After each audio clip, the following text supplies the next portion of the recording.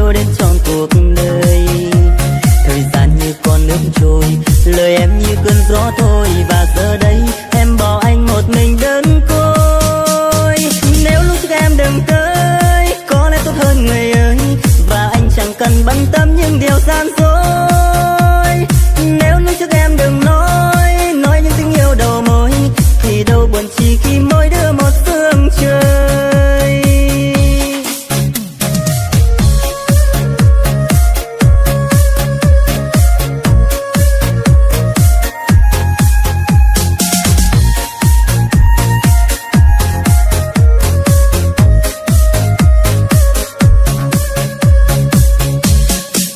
Chuyện tình ngày xưa mơ hồ như cơn gió vô tình, từng mùa đông qua luôn làm xe sát trái tim mình. Chẳng còn chi nữa, sao lòng ta cứ mãi bâng khuâng khi trời mưa, và dường như niềm thương nhớ mãi chưa phai mờ.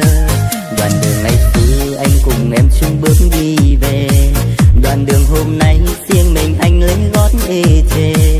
Đừng vào tình yêu sao giờ đây sẽ lối chia đôi trong